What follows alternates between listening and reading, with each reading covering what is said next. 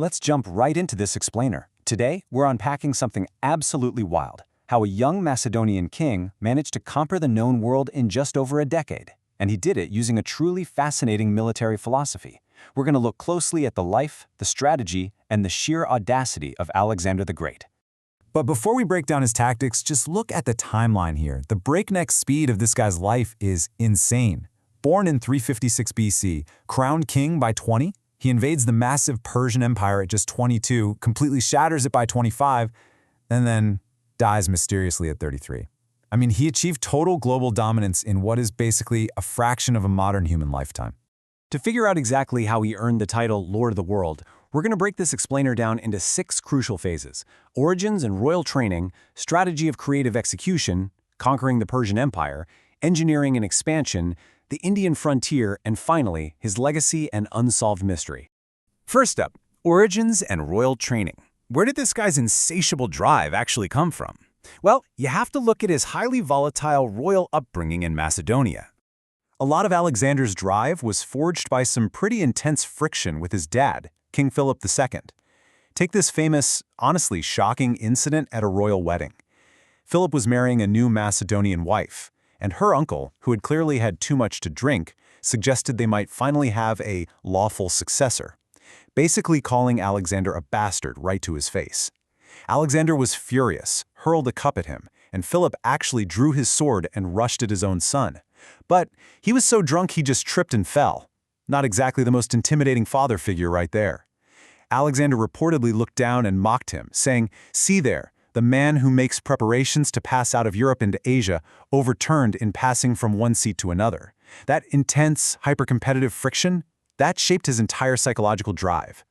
I mean, imagine having Aristotle, yes, that Aristotle, as your high school tutor, and a mother constantly convincing you that you're a literal god. Driven by this desperate need to outdo his dad, Alexander got an incredible education in ethics and logic and absolutely fell in love with Homer's Iliad. All the while, his mother Olympias was whispering in his ear that he was of divine descent, tracing his bloodline back to Achilles and even Zeus himself. And he proved he was kind of exceptional early on. At 11 or 12, he tamed a massive, terrifying horse named Bucephalus just by figuring out it was scared of its own shadow and turning it toward the sun.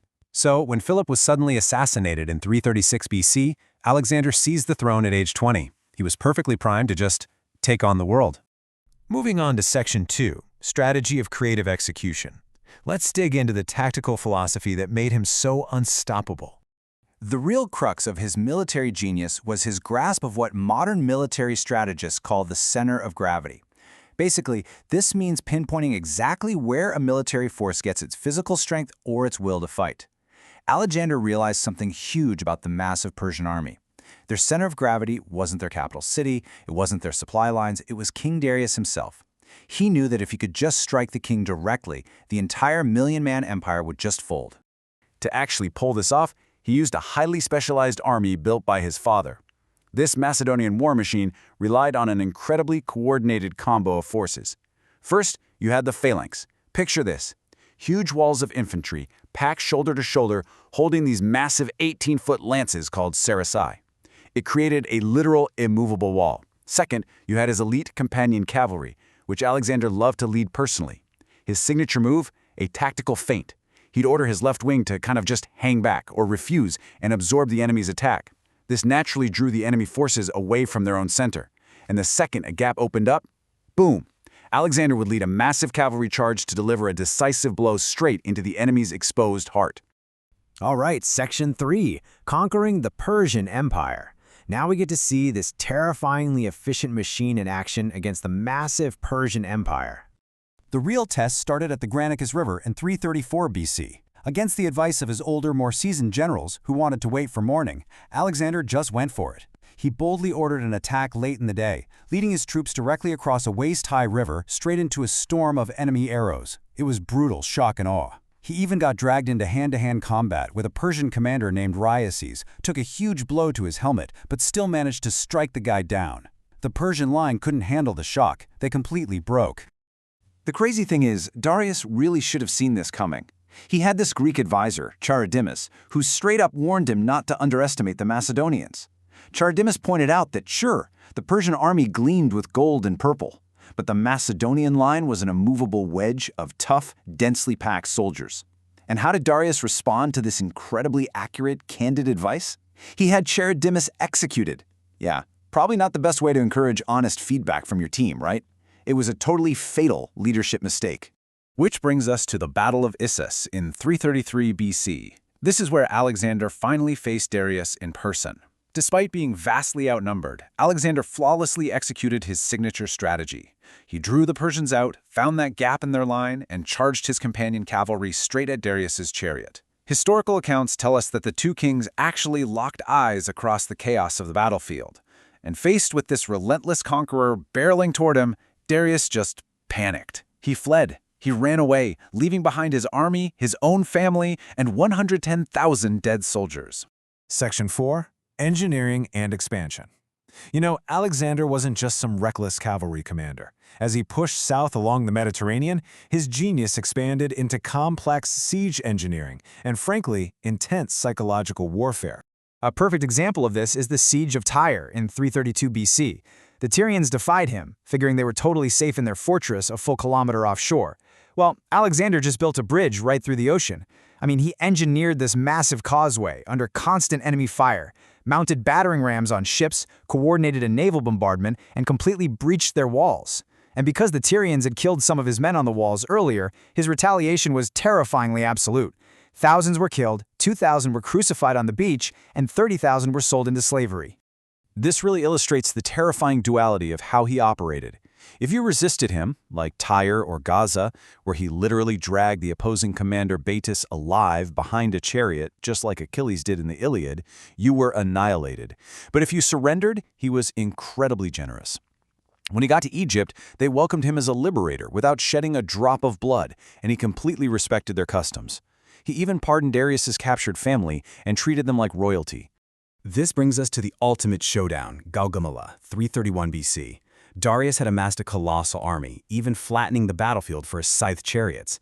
Alexander's generals took one look at the numbers and begged him to attack at night to hide their massive disadvantage.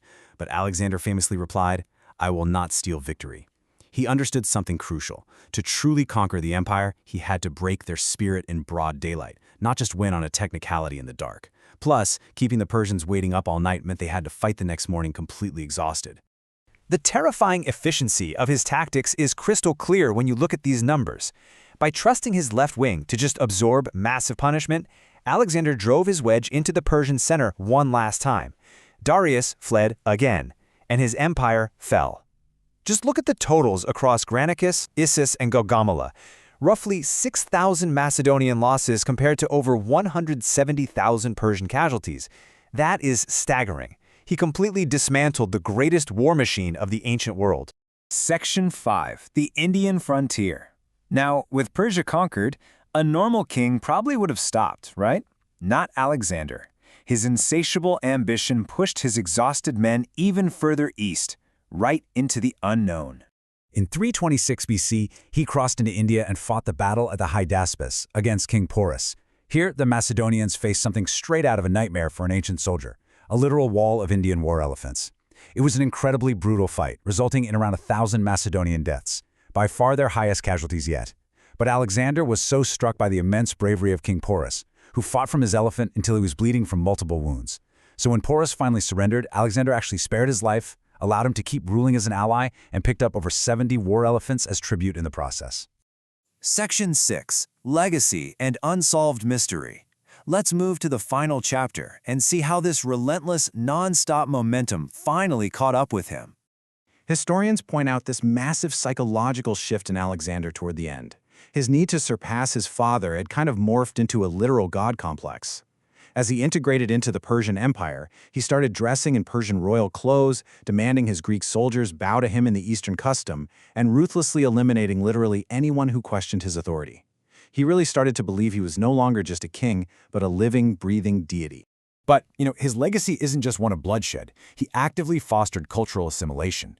He essentially forced a massive cultural blending of East and West, having his Greek officers marry noble Persian women to create a blended elite class. He married the Bactrian princess Roxana himself. He founded great cities, most famously Alexandria in Egypt, which became the intellectual capital of the world. And militarily, He laid down a tactical blueprint so flawless it was studied by Julius Caesar, Napoleon, and is still taught in military academies today. But at the end of the day, the human body can only take so much.